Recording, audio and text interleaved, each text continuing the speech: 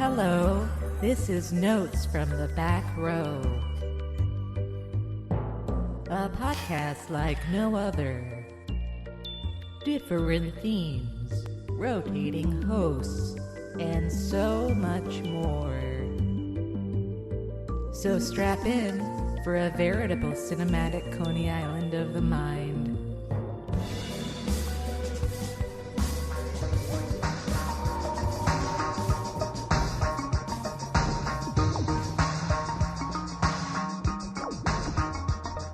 Hello and welcome to Notes from the Back Row, the official podcast of back-row.com, champions of unsung and underrated cinema. This is Cream of the Crud, the show where we talk about the movies we've been watching, maybe news of notable releases or Blu-rays or upcoming movies, and so much more. It's a potpourri of podcasting for the cinematically deranged. My name is Dan Gorman, and I'm excited because I'm back again with Carlo. Hey, Been a while. Long time no talkie. Oh my god. And surprise, we have a guest. It's Jenna. Yeah. First time guest on Cream of the Crud. Are you a guest though? You're just another co-host, aren't you? I'm just the loser that wandered in here and wouldn't leave your couch. Yeah, the one that pays us for our services. Yeah. I'm just throwing money at you to keep you talking. Yeah.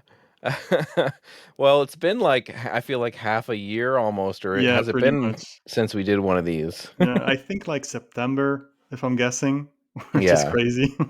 Yeah, totally. That's when the craziness started here, so yeah. Yeah, you moved. Yeah, I moved. Yeah. Another recommendation. And I'm also excited about this episode because you've been watching a lot of newer movies, and that's something right? That's something that was always yeah, I'll get around to some new movies, but you have a fun reason to watch, I feel like. Yeah, I'm kind of forced to watch new movies now because I'm volunteering at film festivals.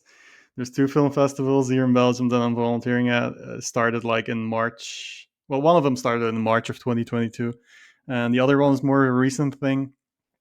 Just helping with the putting together a schedule movies, watching new movies. More so for the Japanese Film Festival because that's a smaller team and I have a bit more responsibility there already, even though I'm fairly new. And the other one, it's the Japanese Film Festival is predominantly new films. Once in a while they will do a classic, but the other film festival is a cult film festival. They do it's a much bigger film festival as well. They have crazy guests. George Eastman might come in March of 2023. We'll see about that. But yeah, it's 15 new movies, and then there's different modules of old movies. I will say the big module now is a robot module, and that's going to be 25 movies ish. And I'm doing a lot of legwork there, watching robot movies. I've mostly done the work already, but yeah, the new movies mostly been for the Japanese Film Festival. So the last 2 weeks, especially January, I've seen already 14 movies in the past 12 days, and I think 13 of them have been Japanese new movies that have yet to be released outside of the the festival circuit. Can I ask you if they're good? Are you you're enjoying yourself? Yeah, it's I don't know, 2 out of 5 movies I'm yeah, okay, I like that. And that's not too bad. I'm not dreading my time. Though I will say I have started I don't know how many movies, but sometimes I will start a movie and if 20 minutes in I am just dead asleep, I'm this is not a good sign. You kind of have to make priorities because I don't have time to watch every screener because there's a lot. So I kind of filter it that way by way of my attention span. Yeah. Do you notice are you seeing themes across new movies? Are you being oh, there's a lot of family dramas that I'm watching or anything, or? Yeah, well, that's just Japanese cinema. There's always been a lot of family dramas. That's just a staple of Japanese. And Japanese cinema in general is they're not as dominated by big blockbuster sci-fi Mm. spectacles the way American cinema is these days, and it honestly is kind of refreshing. Like, I watch a lot of like simple family dramas, or like really um subtle, well, not always subtle, but like low-key comedies and stuff, Mm. stuff that doesn't really require much of a budget, and that's kind of nice. Like, for new movies, maybe that's why I avoid so many new movies, because I feel like it's so like American cinema kind of become kind of stagnated Yeah. and suffocating in that sense, because it's hard to. I know there's still like good stuff being released, obviously, and I don't entirely ignore that, but yeah, No, just it's now. hard. Hmm? Yeah. It's hard. I'm with you. I find it hard to watch, especially blindly. Like, I'll get screeners, Yeah. or I've the few times that I've gotten all of the screeners for, like, even, and not obviously I'm not the one picking them, but just all of the Mhm. screeners for a um oh my gosh, what's the word? Convention? What am I thinking of? The thing that you're Festival. doing. Festival. Gee whiz. I said it like 20 times just now. I know. I know. I Like, said it too much. The anyhow, word is gone. it's Yeah. gone. But no, for these festivals, like, occasionally I'll get something where they're like, "Here's all the screeners for everything at this festival," and, like, I'll try and go through them, but it's kind of hard. And it's not because 'cause Yeah. they're all awful, it's just that they're Mm, not. It's hard to just gear up to, like, watch a bunch of modern movies mm, when there's a lot of sameness to a lot yeah. of modern films, and, like, what they're making, as you're saying, and, like, Hmm. focus, or like the way it's shot and all that stuff, and it gets rough. So I think power to you. It's not Yeah. that easy. I mean, my main passion is still like discovering older movies that I haven't seen yet, because there's Yeah. still so much I want to see. But yeah, just for the festival as an excuse, like a couple of months a year, I will focus on more new movies from now on, going forward, I guess. And yeah, it's fine. Like, it's nice being part of a thing like that. Feel appreciated. And like I said, for the off-screen festival in Brussels, they're always doing older movies as well, like that huge robot module. It's That's just been really nice as well. I guess for the off-screen festival, I didn't watch that many newer movies, because it's, yeah, I don't know. It's like I said, it's just a bit much bigger team. Mm. They have plenty of people watching all those movies. Once in a while, they will need like a tiebreaker, and then I'll go like, "Hey, okay, I'll watch it as well," and be able to pitch in also, Yeah. and maybe, yeah, that uh, the scales tip one way or the other thanks to that, or something. I Yeah, did see you watch a lot of you logged a lot of robot movies on yeah. Letterboxd. Yeah, so like, if if people know now that I am helping at the Austrian Film Festival, and they follow me on Letterboxd, like every year, they will probably get like a sneak preview at what might be coming in March. If if you could pick one of the robot movies you Mm. watched recently to recommend to somebody, what would it be? If it's like one that I had never seen before and that kind of impressed me in a way, it's The Black Hole from 1979. Yeah. Disney. I know it's not like a universally loved movie, and I think it flopped. It feels like a movie that Yeah. flopped back in the Yeah. day, because it's like a Disney production, but it doesn't really feel like a Disney production at all. It's like, it's pretty dark in Yeah. places, especially at the end. It just It's like half Disney because there's a little, like, cute There's a robot, cute robot, and yeah, there's a lot of that kind of, like, stodgy Disney, a like, little bit, yeah, drama and talking and stuff, but then all yeah, of a sudden, it's also some of the best special effects you'll ever see, and then, like, a yeah, huge, like, they go through hell, and yeah, there's yeah. it's, like, fucking awesome.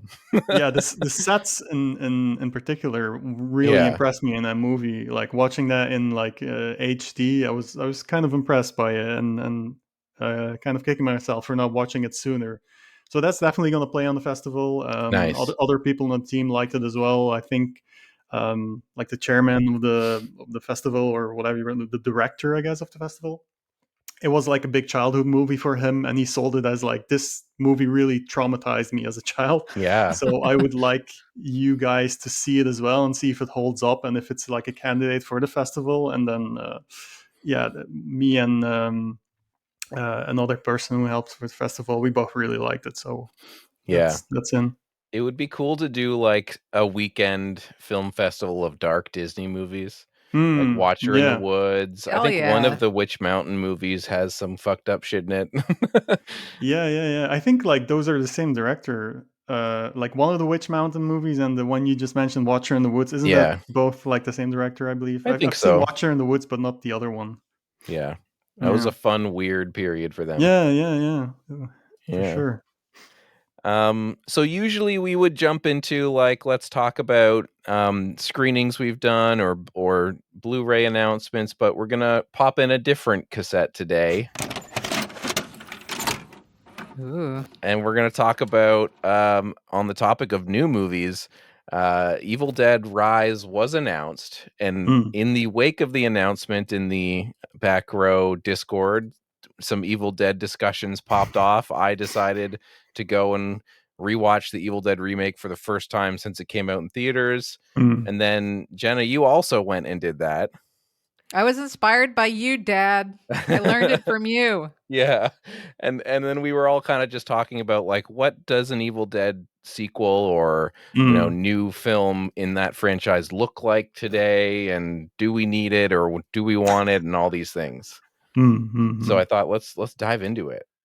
Yeah, because I would say that we're all fans of Evil Dead. Oh yeah, as like a franchise, or at least the first 3 films basically. Yeah. The Sam Raimi stuff. Yeah. I mean, foundational. Come on, exactly. Yeah. That's like part of the stuff I watched as a child, and it scared the bejesus out of me as a kid. But even then, I knew that Army of Darkness ruled. So yeah. Yeah.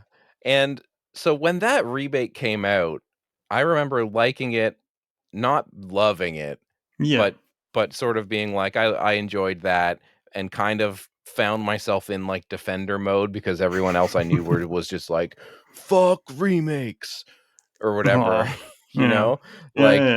And so I was like, it's not bad. And so finally I, for the first time since whatever 2013, went and revisited it, and I like it quite a bit. I think it's a movie that sends you out on such a positive note that it's hard to care about all the shit in it that I think is bad, which is just, it has like some really gnarly bad, acting. TV level actors, like everybody except for the main character, Mia, is basically just like, I walked in off the set of Supernatural or whatever. And it's not I remember great. also watching that. I was really hyped up for it. Just like a big Evil Dead fan, and definitely like the last stretch of that movie really had me pumped coming out of the theater, and I was like, yeah, that ruled. Yeah. But then I've also gone back to it, not as recently as you guys, but I definitely like a couple of years ago, I was like, yeah, did that rule, or how do I feel about it now that the hype has died down? And then I rewatched and I thought like, yeah, this is perfectly fine, and the last like stretch still kind of rules, and I think I'm like, I was less swept up in the whole like going to the theater and seeing all that stuff play out the way it does at the end on the big screen and everything.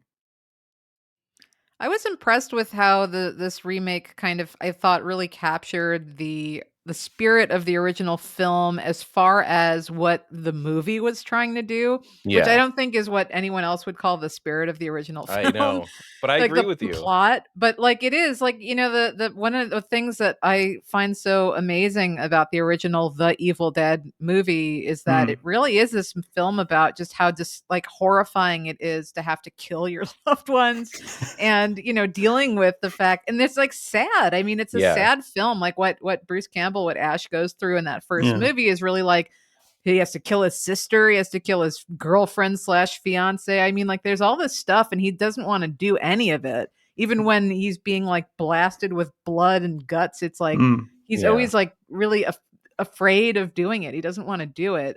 He's unlike not, Evil Dead 2, where he like owns it. But he's not the Ash he becomes later on. Right. Definitely Yeah. not. Exactly. And so I mean, and that's really great. I thought like my favorite part of the original is that. And so Evil Dead 2013 actually does capture quite a bit of that aspect of it, which I thought was really nice. The problem is all the characters are so boring. Yeah.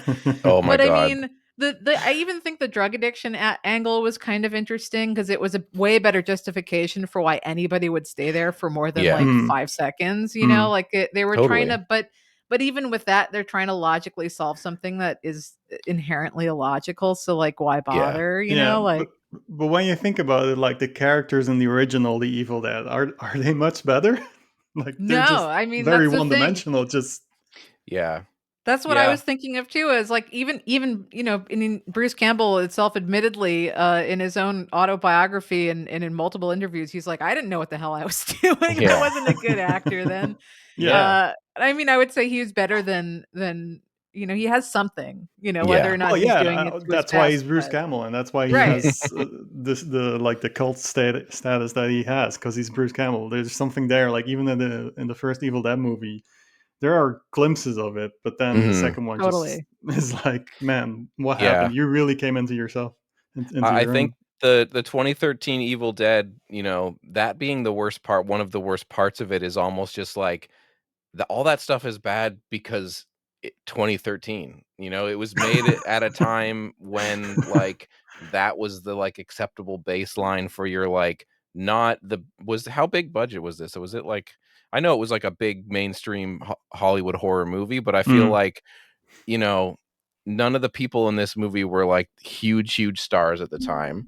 yeah. Well, So neither's the like, director, right? I don't think he's had that yeah. much And previous. No, so, not really, but it was like produced by like Sam Raimi and yeah. co. But that was And it, and really. and Ghost House or the Sam Raimi's production company, like they were obviously Yeah, putting out big mainstream horror movies. So you don't have the like scrappy low budget vibe, but then you also don't have the like this is like, we're pumping hundreds and hundreds of millions of dollars into this. yeah, So yeah, the yeah. fact that like it kind of defaults to like yeah, just like above the average of a television movie drama, Yeah. it's almost like the thing that it's lacking is the fact that it wasn't made in the 80s and doesn't have like the kind of like sort of cheese fun low budget factor to it to like buoy that stuff that sucks. Yeah. And then they also decide to be like, oh, we'll also make everybody get an Ash moment instead of having one character be Ash, and that kind of sucks too. Yeah, because Um, there's like not one actor, yeah. you know, present enough or has like the chops to pull that off. So they kind of spread it out, which is neither here nor there, really. Yeah, but the cool thing is that the one last thing I'll say about this movie is I think they did good by making the main character Mia. There's a whole thing where like they're a demon the whole movie, but then at the end of the movie they kind of turn back and have to kill themselves. Yeah. And I feel like that kind of plays on the thing that Jenna was saying of like killing your loved ones, and then they kind of ladder that up to like killing yourself, the evil version of yourself at the end of the movie, and it's really like satisfying how it happens. And I feel like they really fucked up by not being like, let's do another movie with them.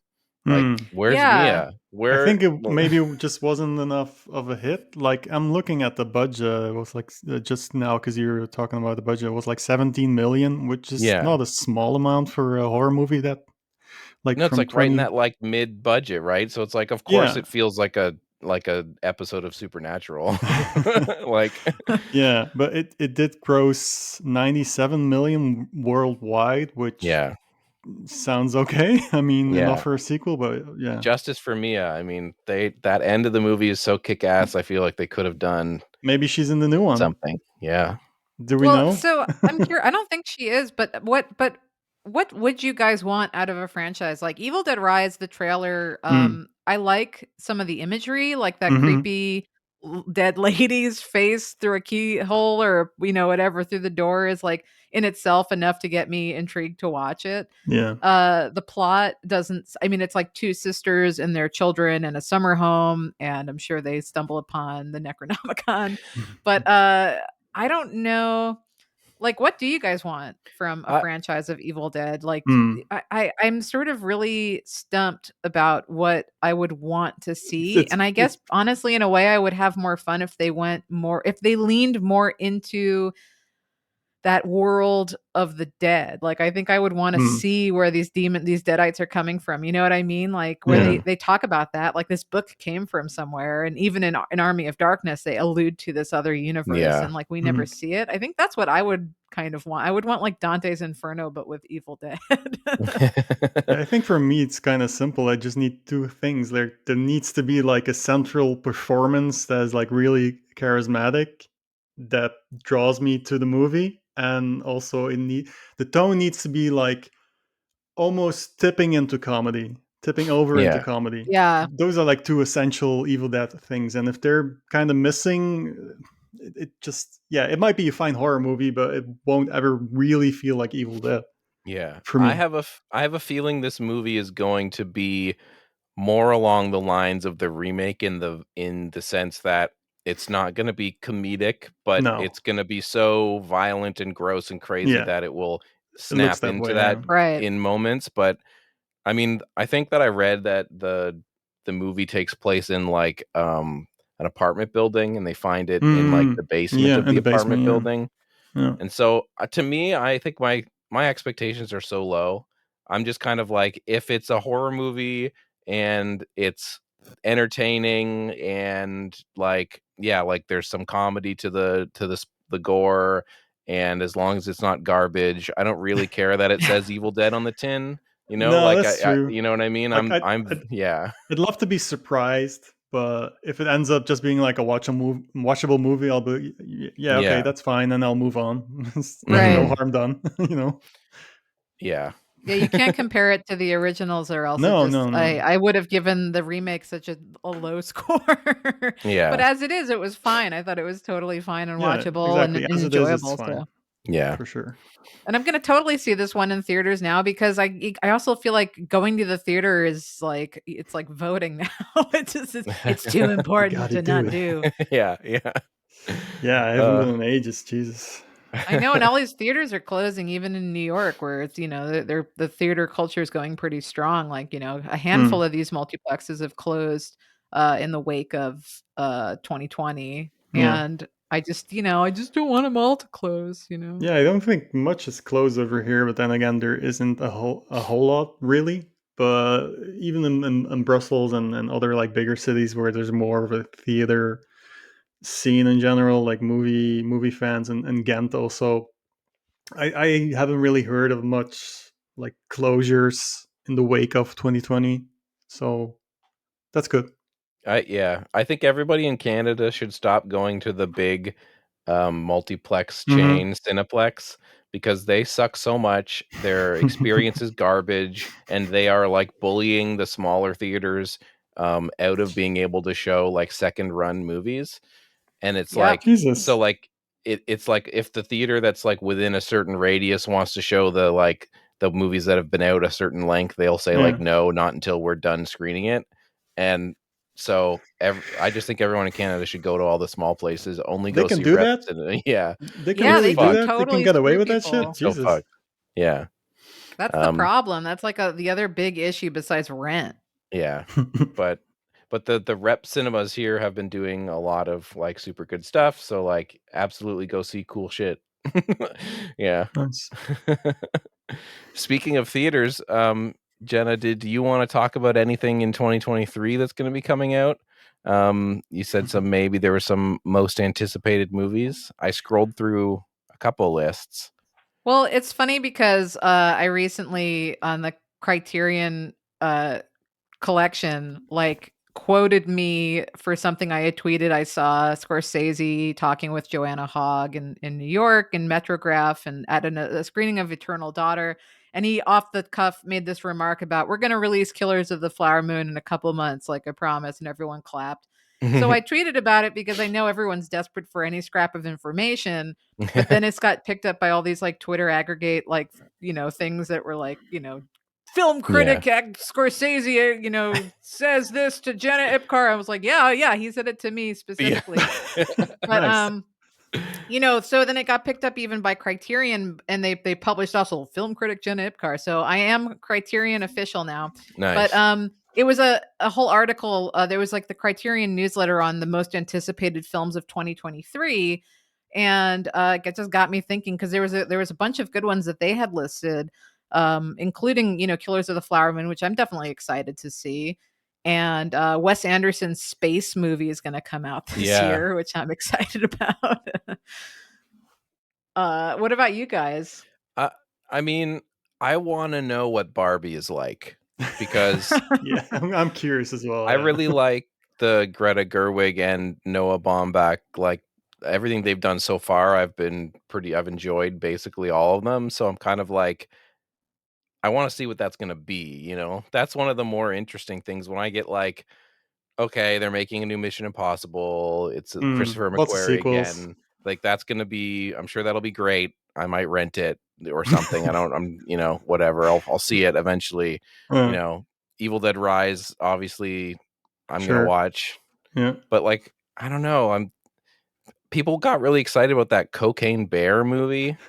That's just the title, isn't it? And I feel like that's just a title. I mean, Yeah, Yeah. I didn't watch the trailer, but No, same. I trailer just know there's a movie looks now pretty called Cocaine dopey. Bear. I'm like, sure, why not? I mean, maybe it'll be good. It's See, like Um, I'm also intrigued by that, but I'm not excited about it. I'll put it yeah. that I way. know literally nothing about that movie, like not even who's in it or even the premise. I'm assuming it's about a cocaine bear, but it might as well just be the title. Yeah, Yep. No, you got totally. it.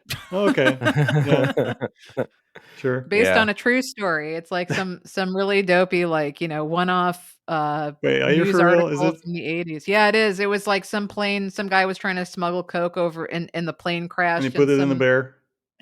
a bear like found it and like overdosed and died, and they found the Yeah. bear's dead body. So I think that they like added in a whole That's thing some of like story. the they added a whole thing about it being like raging on cocaine and killing people in Yeah. Okay, between. so it's a So, killer bear kind of movie, I Yeah. guess. yeah. But the reason is cocaine. Yeah, Okay. Yep. and directed by Elizabeth Banks, oddly enough. Oh god. Like, not Okay. oddly, because they've directed a bunch of movies, but I didn't think Cocaine Bear would be their next one. Right. Yeah, you never know. Yeah. But Yeah, for Barbie's me, funny. Like, people are really excited about Barbie, and I'm sort of baffled by their excitement more than I'm with you. Like, it looks sort of intriguing. I like their 2001 trailer, Yeah. yeah, and that was good. I do think it's very funny that it's coming out the same day as Christopher Nolan's Oppenheimer. Yeah. But I don't. I'm very confused as to why like a bunch of people are really excited about Barbie. It it I don't know how excited people are in general about it. I just watched the trailer I and was keep like, yeah, hearing okay, about this it. this looks Yeah, people interesting. are pretty like, I think they've done probably, I guess, a good job in the marketing department of like Mm-hmm.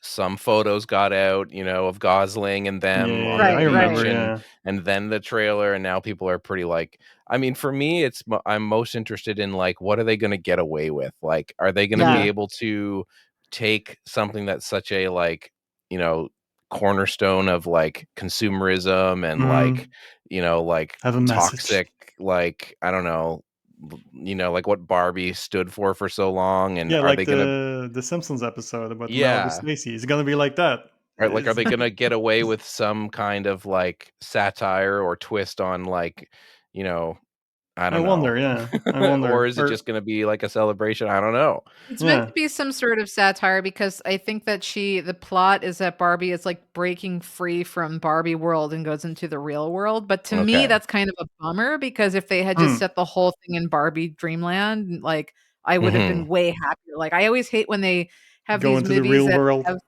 well, it's like they have these clear visual, like, art direction, and, Yeah, yeah. you're And then really they excited for leave that. that, and then, yeah, half the movie is in, like, a New York sewer or Yeah. whatever. I would like that in New York City, but not just like regular streets. It needs Yeah. to be gunky. Yeah, Actually, how But about 'cause that Teenage Mutant Ninja Turtle movie that's coming out? That actually uh, seems very promising. is there a what is trailer? that? All I know about it is that the Wayne White's son has worked on it, and I know what the logo looks like. But there's no. Is there footage? No footage yet. I do think that we're gonna get some information about that this year, unless I thought it was coming out this year, but maybe I'm Mm-hmm. lying. But No, it might be. Yeah. besides Wayne White's son, there's like a bunch of really interesting art people that are attached to it. So like Yeah, I'm yeah, actually kind of curious about yeah. I that, where I mean, I'm never a. thought I was gonna be curious about it. I mean, I'm a longtime Ninja Turtle fan. Like grew up with it, just obsessed with those toys as a kid I and the love the cartoon and cartoon and the everything. toys. So yeah, I'm in theory I'm excited about it, and just based on the fact that Wayne White's son and other likewise talented artists are working on it, I'm very curious what that's gonna look like. Yeah, it looks like some of the other people involved with it worked on like Gravity Falls and Mitchell's Oh, versus the cool. Machine, Yeah, it's Okay. like a stacked Disenchantment. art cast. Yeah. Yeah. I just know that the logo was designed by this guy, something Villard, and he did this cartoon, I think for Adult Swim. It was like a one-off called like Gorgoth the Barbarian, if I'm not mistaken, Mm, which was like um, just this one-off weird like Conan the Barbarian parody kind of thing, really gross looking. He did something else after that, but it was all like very, almost like, have you ever seen Super Jail? Where you yeah. know what that looks like? Almost that kind of style, like really Okay. crazy, gross, hyper bullshit. Yeah. And he designed the logo for the new Ninja Turtle movie, which I think that's the only thing that he did, which is, yeah, I don't know. How did he get that gig of just making the logo? But it's kind of cool. Yeah. It's I kind of a just want that grody movie looking to logo. I just want that movie to look like Mad God. Mm. Yeah, if you like, yeah, maybe 30 years. If you work on it 30 years, Yeah. like Phil Tippett did, then maybe it will look like that. You can make a Ninja Turtle movie in 3 decades. Yeah. That would be rad, though. Uh, well, should we get to some calls from the public? Sure. The public. So you can go to crudbuddies.club and there is a link to our Discord there, and you can join our Discord. You can chat about movies and music and video games and comics and whatever the hell you want to talk about in there. And you can also ask us questions when we do these recordings. So there is a channel you can join, and periodically we'll say ask us questions. And then some people do. Vieras Tallow asked us a question. They said, between stuff like The Menu and Triangle of Sadness, there's been a real eat the rich vibe from big budget satires of late. But what 70s or 80s, and I'm going to say let's just talk broadly, if you want to do 90s or whatever, include that, Mm. horror movie features the best depiction of class warfare, hard mode, no answering society. And I put a bunch of thought starters here because some things came to my mind immediately were Mhm. stuff like They Live is really obvious. Yeah. Dawn of the Dead's another super obvious one. Mhm. But I feel like people don't reach for People Under the Stairs all that much, and I think that movie is a little underrated still. Yeah, definitely, for sure. Like, I remember I rewatched it. Like, I don't know, we talked about it on the podcast. Actually, my like Mm-hmm. rediscovery of the People Under the Stairs, and that definitely belongs on, as an answer to this question, because that's a fantastic movie that still, sadly, still holds up. Yeah. That's always the tragedy of these kind of movies. The fact that they still are relevant and might never not be relevant. Um, Yeah. yeah. That's People Under the Stairs is one of those movies where, like, when you're a teenager or something and you're kind of just watching a bunch of Wes Craven movies, which Hmm. aren't like, not aren't like those movies all had, like, his movies have always had kind of like messaging and stuff, but I felt like Hmm. when I was younger, People Under the Stairs felt like a kind of like disappointment where you're like, because it's not a straight It's horror more than just a movie, horror movie. Yeah. and it's not like a straight comedy, and it's not, a straight sat. It's like everything is kind of rolled up into it. And so when you're Yeah, younger, you're kind it of can like, I don't feel know kind what of unfocused. you're like, I don't know what to do with all this Yeah, information. But then yeah, you watch it later and you're like, oh, he was fucking on to something with this. yeah. There's layers, man. Yeah. So dense. Yeah. What else? Jenna, did anything come to your mind? It's yeah. Well, I think one of your thought starters was actually one of the first movies that came to my mind, which was Le Grand Bouffe. Mm-hmm. Buffet. I don't know. I can't pronounce that word Boof, language. boof. La Grande Bouffe.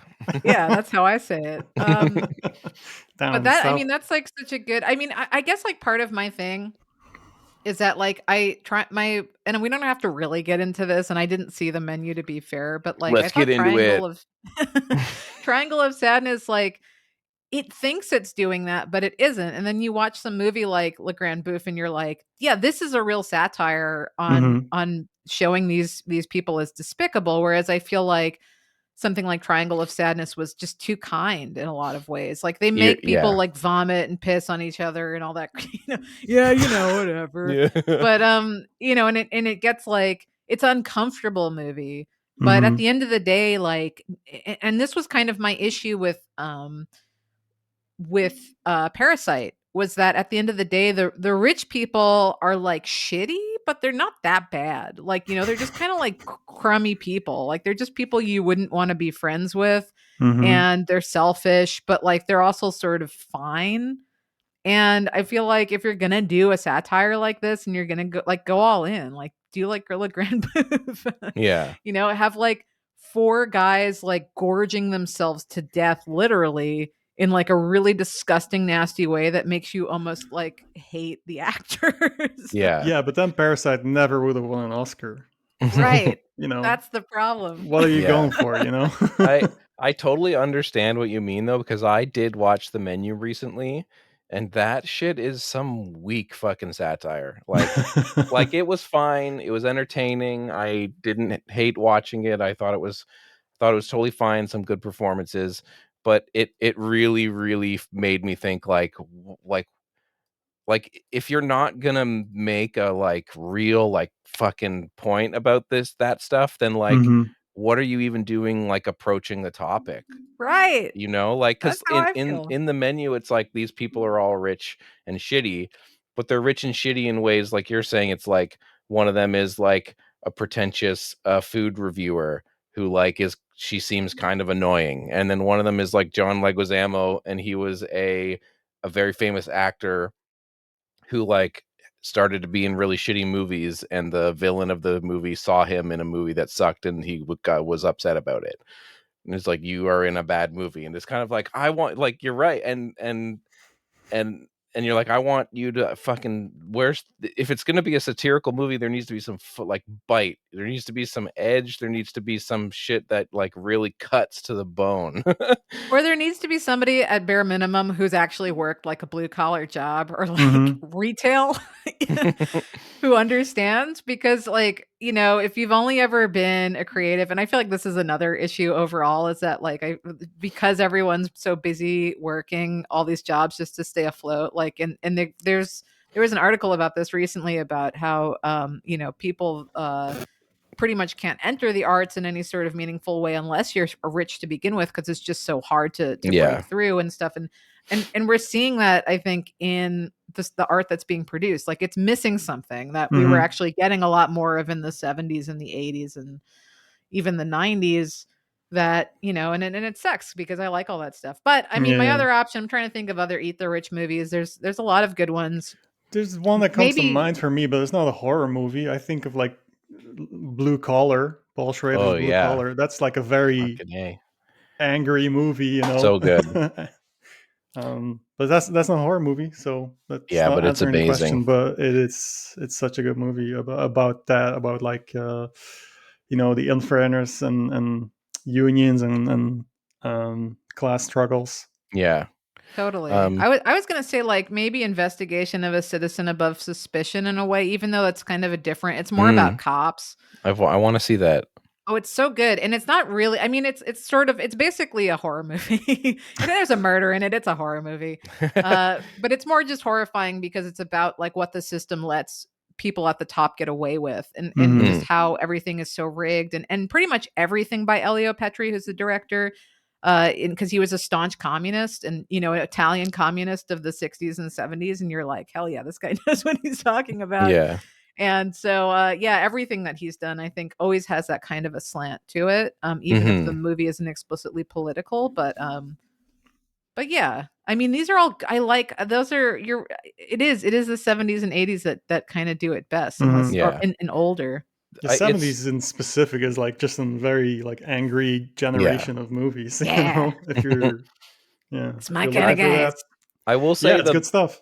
the menu, there was one, like when the menu starts to touch upon things about like the working class is where I feel like it actually works best, I kind of was watching that movie going like, that's your movie. Like, when they mention about like people that are working in kitchens that like are fucking killing themselves just to like be noticed and stuff, and then maybe something happens that takes that idea literally, and it's like, yeah, that's how you do this. Why didn't you make your movie this Mm-hmm. instead of it being this Right. soft ass eat the rich thing? Yeah. But I also put down Eating Raoul, which I feel like is Hmm. maybe not super. I mean, it is kind of a class thing, but I just think that that's like a good kind of like scrappy exploitation movie that For has sure. Yeah. some like class and sort of cultural satirical stuff in it. Mm-hmm. Yeah. Totally. Great movie. So another question from Rudeldal. He asks, best Christmas movie sequel, also hard mode, no Die Hard 2. The only thing that I thought of for this was Gremlins 2. I'm not sure I understand the question in terms of like, is it a sequel to a Christmas movie, or is it a Yeah. Christmas sequel to a Christmas movie, or is it I think just a yeah? sequel to any Christmas movie. So if you consider Gremlins 2 a Christmas movie, which I do, technically Gremlins I 2, that was why I kind of said it in a I jokingly way. forget. Does Gremlins 2 take place at I Christmas? think it does. Does it? It feels very unchristmassy because it's like It's all in the not, building and yeah. stuff. But yeah, sure. Yeah, I that's the couldn't think other. of like, because I don't know, I don't care that much about. I mean, Home Alone 2, I don't know. Kid fell Also, down. Christmas is over. Fuck off with these questions. Yeah. I don't want to think about Christmas anymore. It's January. Yeah. January is the ugly sequel to Christmas.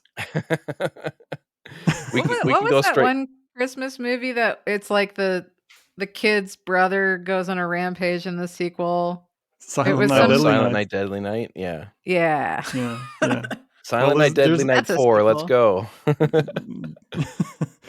five is a pretty. Have you ever seen the fifth one, Dan? Yeah. What is that? Is The that one with the Mickey one with, Rooney. oh, the Toy Maker? Yeah. Yeah, yeah, yeah. Weird. Yeah, it's a weird movie, and it goes kind of bonkers at the end. There, But yeah, is it the sixth one there's no that, sixth one. which was the one made by Monty? That's the third one.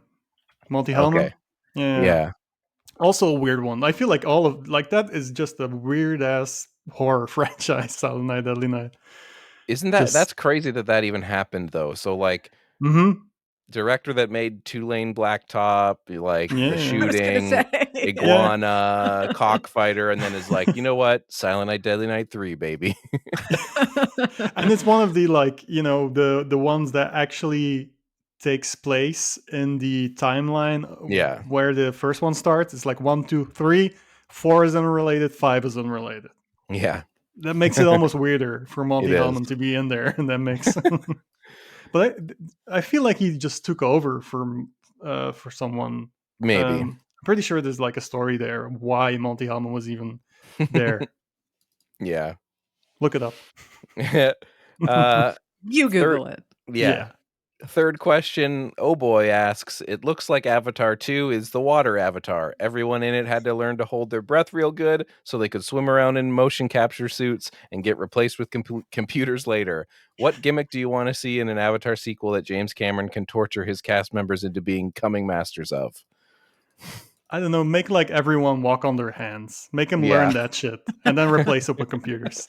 It needs to be Yeah. something very annoying that takes I a lot of time. I Or feel like like, everyone has to learn an instrument, which takes like months, and then yeah. it's not in the movie. The easy answer is like, okay, fire or earth or Yeah, whatever, other and elements. but yeah, I think you should just be like, everyone has to walk around with ping pong paddle balls, and like, I'll take it out later. No, I like that. Like, make them all learn violin, but they remove the violin in the final. Yeah, Yeah, they make You it like a can't even CGI tell. violin, and the music is like yeah. added Replaced later. anyhow. I heard that James Cameron wanted the third Avatar to have kind of like an unspoken and unseen element of comedy. So he's gonna have everybody walk around with those glasses that have a nose and a mustache on them. He'll take that out later. I don't think James, like in all honesty, I don't think James Cameron is gonna do anything other than water. Like Yeah. he's been doing water his entire fucking career. Like, you look at The Abyss, Titanic, that guy just loves water. So Yeah. these are He's his always movies. drinking it. Fucking weirdo. He's filled with it like for 70%. What a guy. Yeah. Can I just tell you guys that the only thing I know about Avatar 2 is that I keep buying Kinder Eggs that have Avatar toys in them specifically Nice. because here's one. I'm You're gonna showing get the the whole collection. Patreons. I have Yeah. two little Avatar guys. I don't know what they are or what's happening, but And what are it they made me in buy Kinder it. Eggs? Or Kinder Eggs, yeah. do they still sell those over there? Hell yeah, they That was do. my I thought they question. were I banned. thought they were illegal. They were illegal with the they have these like versions that are basically like a deconstructed Kinder Egg. Okay. Where one side of it it's two sides of plastic, of course, because you need even more waste. Yeah. One side is the toy, and the other side is like if you melted a Kinder Egg and then stuck two like Ferrero Rochers. You guys have those? Yeah, for sure. If you stuck two of those in it, and then you eat it with a little spoon. Oh, that's so fucked up. I know. It is. That's a It's not nearly as jive-ass satisfying Kinder as the Euro Kinder Eggs. Yeah, but, we have the egg style here as well. Egg style, baby. Yeah, you got to get That's that the real one. the thing that the toy comes in, so satisfying to the open. little yellow bullshit. Yeah. For a while, I didn't buy any of these because of the fact that the toys that they would give you were really crappy. There was nothing to now put it's together. Avatar. Now that it's Avatar and they allow me to put the little pieces together, I was like, yeah, all right, I'll buy that. I'm sure some hacky comedian has made this joke already, but like you can go to America and get like a fucking gun anywhere and they're like, no Kinder Eggs, fuck off. Yeah, we crazy. love suffering in this country. Comedy writes itself in America. I know. Well, that's what was the question? That's it. That's it. That was the question. Okay. Oh, we did it. Nice. We did it. And we'll do it again next time. But for now, we're going to talk about the Crud. The Crud that we've been watching. I think everyone can talk about a movie that they've seen recently that they would like to discuss. You get Does one anybody movie. Want to go first? Or two. Doesn't matter. Yeah. I've been beefing up my 90s movie watching. Yes. And occasionally 80s. And I do want to bring up A Kiss Before Dying just because I know that Dan's seen it. And it's not that bad. You guys are all wild if you think it's that terrible. It's fine. I know. Yeah, sure. I'm just happy that there's a bunch of Matt Dillon sex scenes, but you know what? It's fine. I didn't even know that existed. I've seen the original and I love that movie, but I had no idea that. Of course, there's a remake of a noir movie. Like, why am I surprised that there are still some left? The changes they make are so weird too. Like they speed up the whole plot. Like it opens with him killing the sister. And this isn't a spoiler in either movie, by the way. But it opens immediately with him killing her, and then everything gets told kind of in like reveal flashback in a way. Okay. Yeah, and then it takes a long time to get to the like plot of the movie of and spoilers for A Kiss Before Dying from 1991 and also very much older than that. But it takes a long time to get to the like my twin sister's murderer. I'm now involved with them, and what's gonna happen. It takes a while to get to that like reveal. I feel like it does, and also it uses Sean Young, right, who plays both sisters, which the original doesn't do. Oh yeah, so the original doesn't do the twin thing. Yeah, no, I mean they're like sisters, but it's two different actors. It's 1956 is the original, and it's Joanne Woodward actually, and but yeah, it's weird because like the movie literally they have a scene where Sean Young is watching Vertigo. Yeah. And it's very clear that whoever was doing this remake was like, this movie sucks. I just wish I could remake Vertigo. Yeah. She has like a hair dyeing scene and all of this stuff. And does the kill happen in the same way that it does in the original? Yes. Same like location. The beats are all the same. Except for the ending, which they don't. The ending in the original, they're in like a quarry, which is way more cool.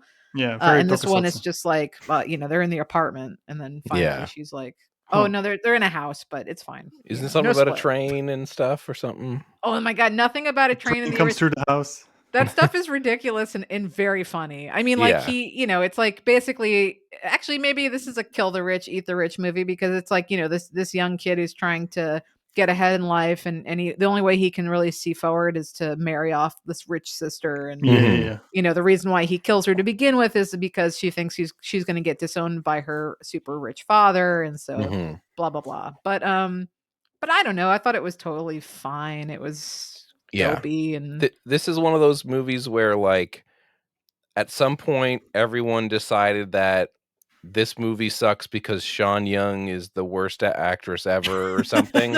And, like, you see all these reviews where they're like, worst performance ever made in the history of film. And you watch it and you're like, it's just a normal, not it's amazing, not not that bad. bad. It's like, fine. She's a little monotone. Okay. Is Right. that your fucking problem? Like, internet? Like, what? And No, look, internet has a she's lot of problems, so. well, true. She's really not that bad. She's just not good. No, no. Hmm. But I Like, mean, Matt There's yeah. many Dillon, of those. as much as I like love Matt Dillon at this point, because all I did last year, he was my number one actor for my Oh, damn. letterbox rundown. I like Matt Dillon a lot, but he also has a specific range, and he's so low energy, which I Mhm. think works for him. And that he can be not low energy because when he's in comedies, he's totally different. But like Yeah. his low energy thing doesn't play well with someone else who's also low energy, which is Sean Young's Okay, whole, yeah, makes it's that sense. monotone thing does not Yeah. work if he's also there. So Yeah. that's what's weird. But Yeah. I don't know. They're both pretty. Isn't Yeah. that what we're here for? To see pretty Yeah, people die? Like, pretty that's Yeah. fine. people, murder. Yeah. That's a Yeah. movie. Totally. Yeah. I also felt that way. Like, I think I gave it 3 stars. I was like, this is fine. It's just I wanted a dumb thriller, and then I watched one, and then I Right. walked away. um Matt Dillon's really good in To Die For, though, which rules. Oh With yeah. Nicole That was Kidman. great. That was Yeah, that great. movie is fucking amazing. Yeah. Yeah. Any other 90s hits from your diary on Letterboxd? The other thing I've been sort of slowly dipping my toe into was Robert Downey Jr. movies. Yeah. I don't know why. It sort of came out of the blue, and the one that I really liked, which is kind of hashtag problematic, was The Pickup Artist I from saw that you logged that, and 1987. I've had that on VHS for a long time, and I was always like, maybe I'll watch this, and then I realized who it was directed by, and then I was like, Yep. maybe I don't need to. Wait, who directed it? James Toback, who has been, Me Too'd rightfully Yes. for Oh, being a Yeah. creep and an okay. awful person. I did And not this know. is a movie where Robert Downey Jr. basically plays out James Yeah, I've Toback's fantasies seen it. Yeah. as he walks up to random women on the street and charms them Yeah. into giving him, into sleeping with him. And, you know, I would love to have a larger podcast discussion about like things that like these sort of fantasies that work out on screen that do not whatsoever translate to real life and in fact like are crimes. Yeah. Yeah. Like it's totally fantasy world versus reality. And it's like, yes, when Robert Downey Jr. does this to Molly Ringwald on screen and like everyone's charming and knows their boundaries, it's like, it's fine. Hmm. When James Toback does it in real life to like any woman, like, and doesn't know his boundaries and is a complete creep, it's not fine. But this movie is interesting just because it has Dennis Hopper in it, Danny Isn't Aiello, Harvey Keitel. It who has plays Molly Ringwald's father in it? Isn't it? Dennis Is it Hopper. Dennis Hopper? Oh, I thought it was Harry Dean Stanton, but might be thinking of another. You're thinking Yeah. of Pretty in Pink. Oh yeah, Yeah. that might be it. Yeah.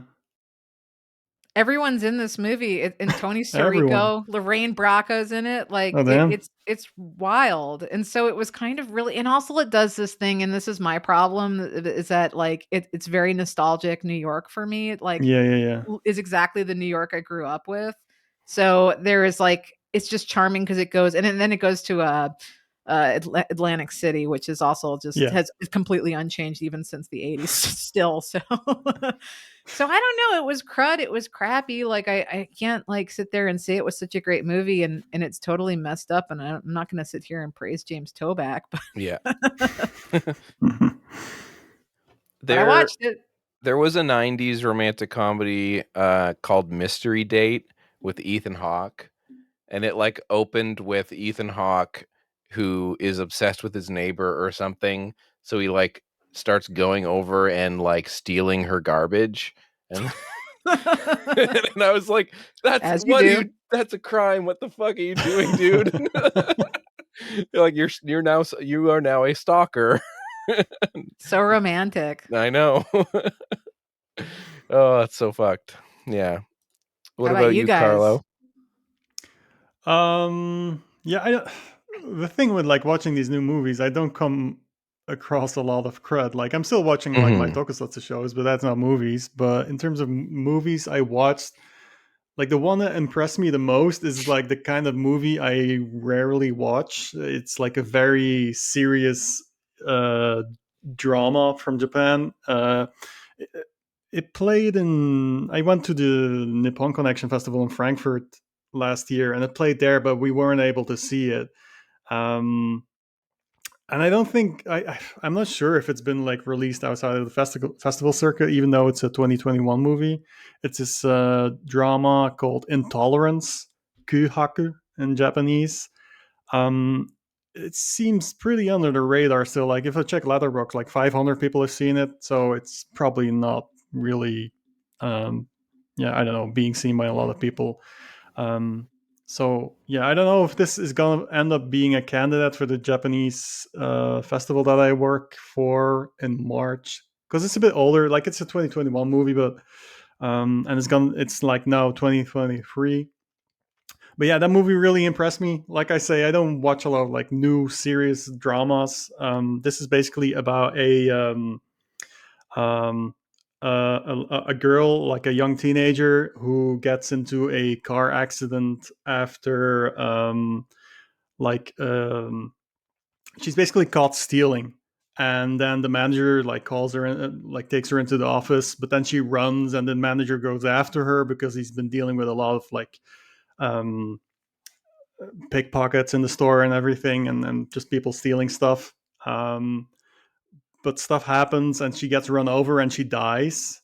This is not a spoiler in the movie; like it happens pretty early on, and it's like the inciting incident for the rest of the movie, which is just like everyone surrounding her, everyone who was involved with this accident is just completely miserable now in different ways. Like the father is just he's ends up basically being the main character along with the shop manager who basically causes her like accident.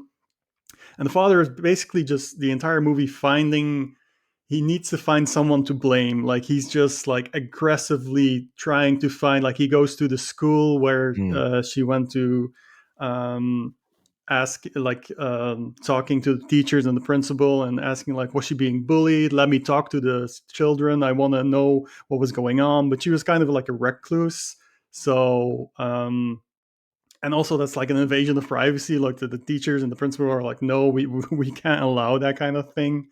um but yeah, it was just a very well done movie. Like no, there were no parts in it that took me out of it. Like everything happened in a very spontaneous but still like chaotic way, because that's such a fucked up situation for everyone to be in, and the way everyone dealt with the consequences of what happened. And also the person who um was in the car driving, who ran the girl over and everything, you get a bit of her side as well. And um yeah, the movie kind of left me like emotionally empty afterwards, and that was a way I could tell like, okay, this was a really good movie because it was really invested in the entire thing, um right up until the end. Even if it was kind of draining, like I say, I don't really look for that kind of movie, but because it's a new movie and it might be a candidate for the festival, I was like, okay, um we're just gonna put that on. And yeah, I don't know, like from the start I was really into it. It's just a very well directed, well written drama about just tragedy, really. So Nice. yeah, Intolerance is the title. 2021, directed by Keisuke Yoshida. Is a director I wasn't really familiar with, but I'm definitely, just based on this movie alone, I am going to check out more movies by I with was gonna him. ask, like, because I just looked them up while we were listening and didn't that movie you're talking about is their Yeah, most popular one? yeah, exactly. And it's not seen by a lot of people at Yeah, all. Yeah, he's been around not that long, I feel, as a director. But yeah, I have a couple of movies by him in my watch list now, so I'll be checking nice. out if they are just as good as this one. Um, but yeah, pretty intense. Definitely not Crud. Just a really really fucking good drama. If you're in the mood for Nice. that, check out Intolerance. I know what you mean about like those movies that are so draining and you're like, God damn, this was so good, but also I feel awful now. Yeah, Like yeah, Yeah. it's so funny totally. because like I tend to It's hard if to I pull know that off. that's coming, I will like I'll put it off and I'll avoid it Yeah, yeah, unless I'm yeah. in the mood for it. But then if I get tricked into seeing something like that, I always love it. Yeah. Yeah, that's kind of the thing. Like, I wasn't tricked into seeing it, but it was a semi obligation, you know? Right. It's the Yeah, best way to see them, I think, because otherwise, if I'm like knowingly walking to my death in yeah, that way, I'm like, I can't do it today. yeah, Yeah, yeah, for sure. definitely. Yeah. So that's my Um, recommendation. What about you, Dan? yeah, so one of my Crud challenge movies from the Discord where people assign movies to you off of your watch list for movies for a month. One of Yeah, mine this month was Light Sleeper. Oh, hell Paul Um, yeah. Schrader. Yeah. yeah, some Paul Schrader, which I know Jenna watched as well. You saw that theatrically recently, didn't you? Yeah, it played at the Roxy, Hotel, which has a theater in the basement here in New Oh, York, and Paul Schrader was in person, which is why I went to go see it, and it was the weirdest crowd ever because everyone kept laughing, and Yeah. I don't know, like, what? I'd be real curious to how you felt watching it at home, hmm but, like So so yeah. in your review, you mentioned that like people were laughing at the end of the movie, and so for the listeners, it's a movie about William Dafoe, who's a drug dealer, like upscale kind of drug dealer. He works for Susan Sarandon, dealing coke to people, and it's just kind of we follow them from job to job and back to Susan Sarandon, and it's kind of like, you know, a guy who's sort of, not sure where his life is going, and this is kind of a menial job that he's been doing for a long time, and then also there's some stuff going on in the city about some murders, but like at the end of the movie, without spoiling like what happens in the movie, there's kind of like a scene between Willem Dafoe and Susan Sarandon where it's kind of revealed that like maybe they are going to be sort of like in a relationship, more than of what we've seen of them so far in the film, I would say. Hmm. Um, and I thought it was like an unbelievably spectacular final moment of the movie, but I was watching it with Emma, and not to put Emma on blast while she's not here, but Yeah. Emma was a little bit like, "What the hell was that scene?" Like, she didn't laugh or anything, but she was kind of like, "I'm not sure how I felt about that scene." And so I Hmm. could understand, I guess, like when there's, 100 or 50 people in a room, a certain amount of them might be like, I don't know what to do with this, so I'm gonna laugh, was what I guess what it Hmm. sounds like it happened. It was even weirder because it was people, like, boisterously laughing at Willem Dafoe, and I think that it has a lot to do it was mostly a young Because crowd, he's it's been kind of a hip memeified. exactly. I think Mm, because people are kinda, like, used to seeing him as silly, Yeah. they don't take him and he's such like, a radiantly sincere person. Like, and yeah, that's, like, his number one thing, especially and I think he's a brilliant actor. I think he's so Oh much yeah. better than, what people make him out to be on Spider-Man memes, but, like, Yeah. he's I'm a so bit of a good. brilliant actor myself. Exactly. But, I honestly think that the laughter, because the laughter was like, like, that kinda, like, weird. It was like, what do you Jesus. like, there's Wait, nothing here to and laugh Paul at. Schrader was there and people were laughing? He came at the end to do a Q&A, so he wasn't, like, watching Oh, throughout the okay, entire okay. time, but he walked in on people laughing at this last scene, and now the other thing, and this I do understand the laughter, is that the soundtrack to this movie is a little bit it's outdated, in my yeah, opinion, and and so for it's sorry. no, From what sorry, I you go. understand, I think Rudadell on the Discord mentioned it, that Schrader was trying to get Springsteen, and Oh couldn't. yeah. And so there's this like kind of music that you can tell somebody wanted to be Springsteen but isn't. I feel like maybe like it has that kind of a like emo-y vibe, like not emo, but like not emo in the sense of like people listening are gonna think like Midwestern emo indie rock music, but like there's a kind of like sad boy wandering the streets drug dealer thing, and a certain type of Springsteen song could have been Mm-hmm. absolutely perfect for that, and instead there's this song that like I didn't hate, but the singer is a little like cheese ball, Yeah, and it's cheeseball and the lyrics are cheeseball. They're very sentimental lyrics. yeah, And so I can understand people laughing at that, especially because it ends with like this sort of sexual note, and then yeah. the And song just cuts to like it's like boom, the song is And playing. that was why Emma was like, I don't know what with that line in that song, and I was kind of like, no, like that's so perfect for what this movie is about. This movie's about like a guy who has done everything in his life to not think about what's happening in the future, and that line at the end of the movie is about like he's gonna look forward to something, and yes, it's like kind of bluntly sexual, but it's kind of Mm. like that's like the perfect final shot. Yeah. No, I I'm need with to But you. see I this. thought I haven't seen Light Sleeper yet, even though I've liked most Paul Schrader movies that I've seen. you should totally check it out. It's interesting. It's definitely it's one of his more interesting movies, even though it's kind of in a Mm. lot of ways the same old thing he always does. yeah. But If I you're in the the way mood that for it it. doles out its violence is a lot more interesting than Mm. normal. Okay. Yeah, I think it also kind of just misses, you know, a lot of Schrader movies I'll watch and I'll be like, another masterpiece or whatever, because I love a lot of Schrader. But I think it narrowly avoids that just by being like what you said, like similar to some other movies that they've made. But at the same time, I just love like the vibe is amazing. It has this like bluey, purpley, Hmm. like kind of New York wandering around, like high class, like 90s, 80s hangover 90s Yeah. Yeah. neon sort of like sadness. It's so good from a vibe perspective. Nice. Yeah. But I gotta So, finish my story real quick, which is just yeah. that Schrader came out and the first thing he said was, "Why are you all laughing?" He's like, he's like, at a Q&A, I've never had to ask this, but I'm curious, why are you all laughing? Dead silent. Nobody wanted to say anything. And I was like, it was like so embarrassing because I'm like, here I am part of this crowd. And I was thinking I would almost, and in like, if I had spoken up, it would have been to be super antagonistic to everybody else Yeah. there, which is the thing that stopped me because normally I don't try to pick fights Because they're in public. fucking stupid or something. They don't Yeah, I understand was like, art.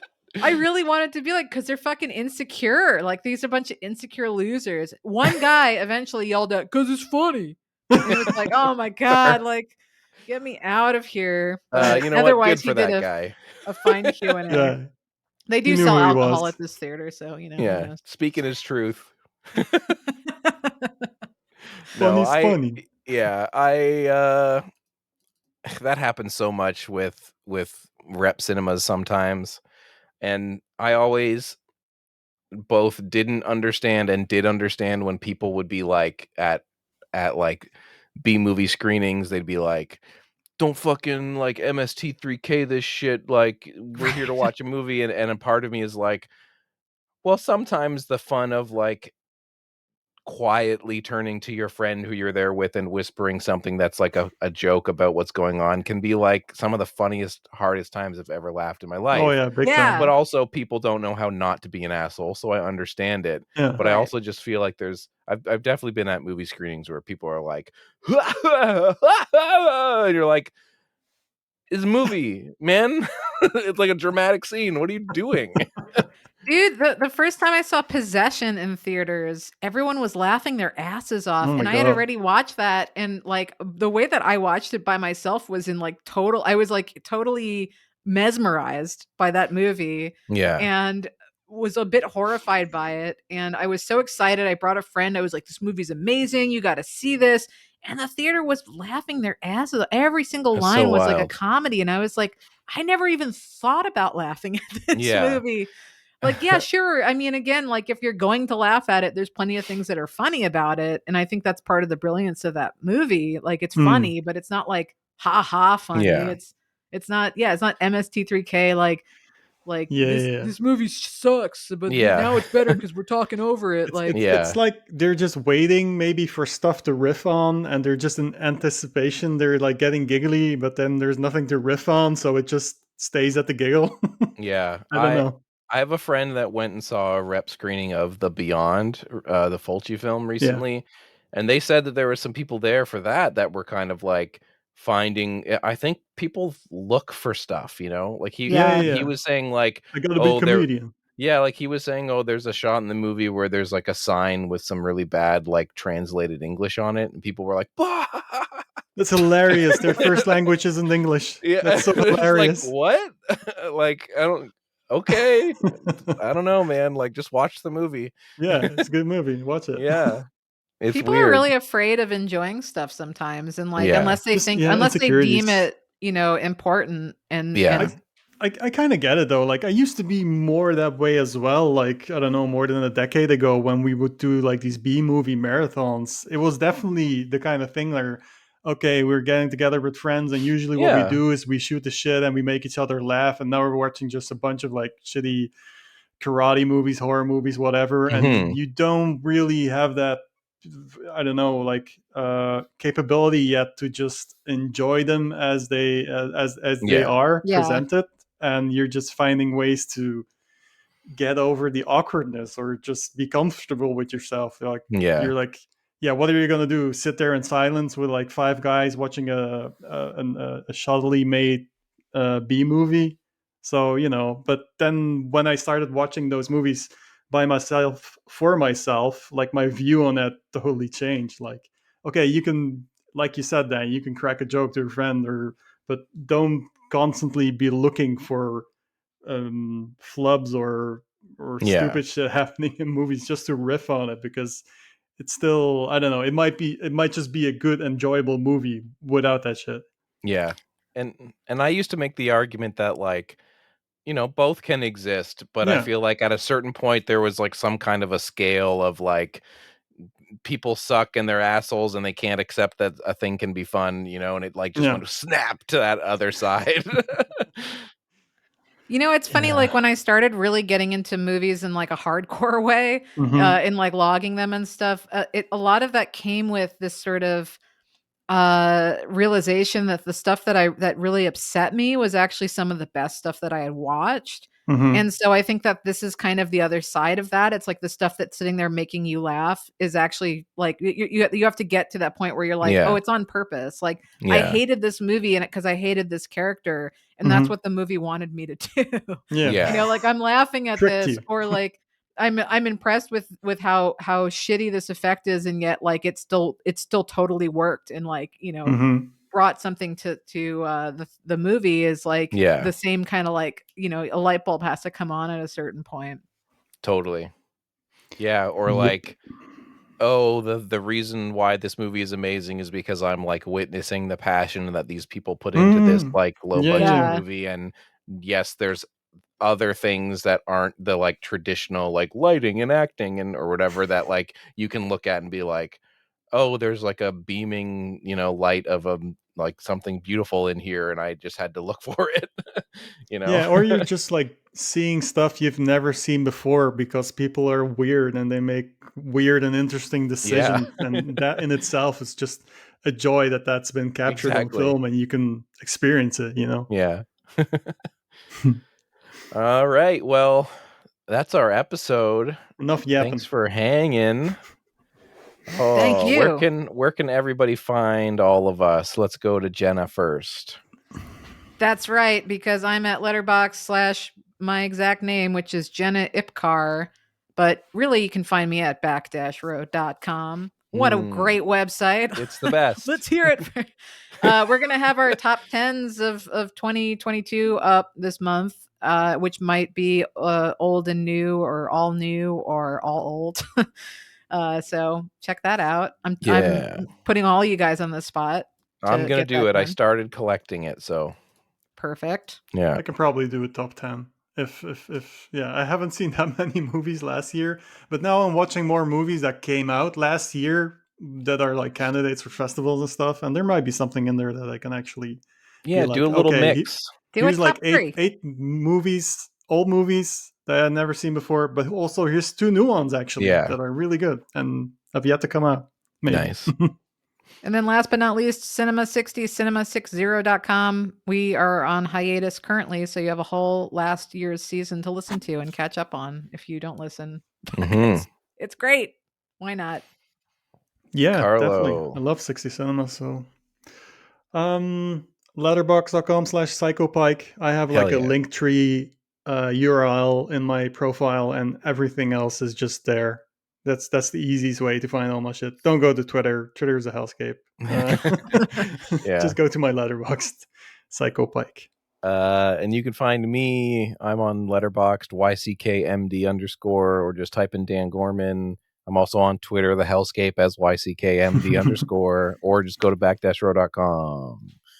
Until next time, see you later, alligator. That's our sign off, right? For a while, sure. Crocodile. It's been a while. Yeah, we have to dance.